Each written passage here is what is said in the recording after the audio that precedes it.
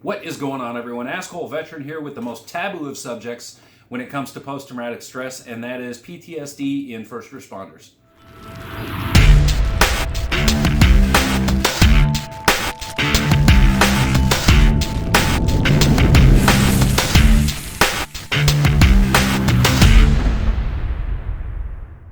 Okay, so the stigma is still there. You know, people are still thinking that post-traumatic stress is primarily a military thing, and when you say post-traumatic stress, somebody is going to go nuts and take out a small village or whatever the case may be, and they don't want to associate it with law enforcement.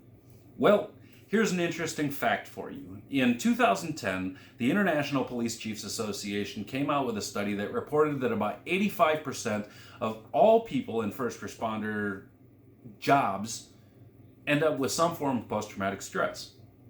So why isn't it more readily identified in law enforcement and fire and EMS than it is in the general public who may experience domestic abuse or sexual assault or military experience or any of that? Well, a lot of that has to do with simple misunderstanding.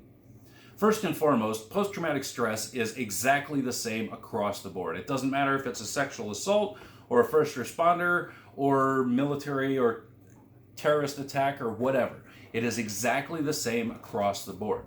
And what really is post-traumatic stress? Well, if you want the finer details, I've got a whole nother video on the channel that you can look at that will explain it in detail. But it is simply stress after a trauma.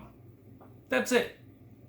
It sounds crazy because it actually has a physical component to it, which generally makes it unlike most issues that you might face, especially in these fields, but it really is just stress after a trauma. So if it's the same for everybody, if the final outcome is the same for everybody, why is it so stigmatized when it comes to law enforcement and first responders and not so stigmatized with everybody else? Well, here's the reality.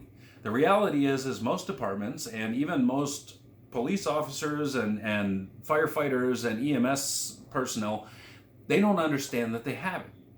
Because it's seen as something that happens like instantly, the result of a single devastating trauma. And in these particular fields, it's generally not. It's generally something that's the result of a prolonged exposure to more minor traumas. Like, say, for example, if you're a paramedic and you've never had a fatal car accident, but you constantly deal with car accidents. Car accident, and some of them are pretty bad. Well, that exposure to more minor trauma over an extended period of time actually still causes the overproduction of chemicals in the brain, which causes the synapse to start firing wrong. And since the brain doesn't heal the way it's supposed to, it kind of just stays that way. There is no real way to fix that particular issue. So what do we do about it? Well, the reality is when it really boils down to it, the best thing you can do is change the way you view post-traumatic stress. Not for yourself, but the way you view it in others. Take some time and sit down and talk to folks at a VA. Go in and have a conversation with the vet and find out who they are and things like that. The reason I say that is because that's the most readily accessible source of people with post-traumatic stress that you're going to find. But over time, you'll eventually see that post-traumatic stress really is no big deal at all. It's something that causes emotional turmoil and things like that, yes. And it can have very, very, very serious effects, don't get me wrong. But the reality is the way we view it in others is often, for those of us that end up with post-traumatic stress, the way we end up viewing it in ourselves. I have lived, as somebody with post-traumatic stress, I have lived well over a decade believing that maybe someday I might just completely lose it. And I changed that mindset. I eventually went, you know what? I'm not going to lose it. I have control of this. And it started with me reaching out and helping others in trying to find a way to help myself.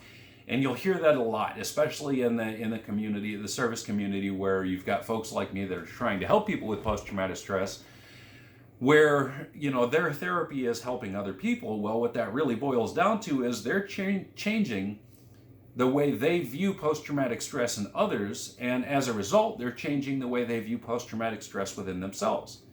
And that is a huge thing, especially in the first responder community, because you're prone to have more interactions with people in that crisis area, whether that be a traffic stop with somebody who's just fallen apart.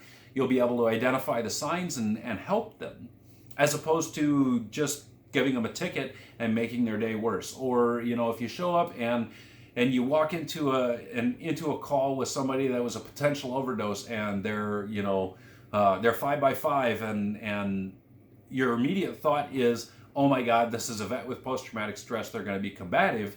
Your default response is going to treat them as though they're going to be combative. That's what you're going to do with yourself when you get to the point where you actually suffer from these types of issues with post-traumatic stress. Now, that's not to say everybody's going to get it. Okay? I mean, it's just the way it is. Not everybody is going to end up with post-traumatic stress.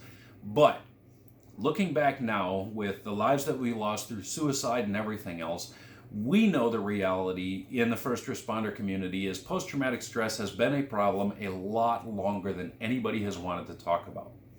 And now that it's coming to the forefront, it's kind of a mad scramble to figure out that common balance between, I'm not sure I want to stand shoulder to shoulder with this guy, and okay, we want to help this guy. Of course, no gender assumed, it was just a statement. But that's what it really boils down to. So what are the awesome treatments? Well, I've got videos on treatments and how other things can affect you as somebody with post-traumatic stress, or how somebody is affecting someone you love who has post-traumatic stress. But it all really begins with how you view and interact with other people who have it. Okay, don't be ashamed of it. It's just stress after a trauma. Everybody gets stressed. And the first responder actually has probably one of the most stressful jobs in the entire country. So if you add stress on top of stress on top of stress, eventually you burn out. And we know what happens when people start to burn out. You start getting things like alcoholism and addiction and suicide and things like that. And nobody wants to reach out and talk about it because they're automatically stigmatized. Well, even if they're not stigmatized, that's what they view, because that's how they view others in that position. So there's my 2 bits on post-traumatic stress in law enforcement, and kind of some of the realities that I've learned as a minister trying to help, not just law enforcement, first responders, but what I've experienced trying to help first responders from fresh out of school, having dealt with a traumatic experience, to long since retired, still dealing with those traumatic experiences. Now, I do have more videos coming, and I'm working on them. One of them is a sleep video. Hopefully that'll get up, well, a series of sleep videos. Hopefully that'll get up pretty soon. But in the meantime, I really hope you guys have a good day, and I really hope good things happen for you.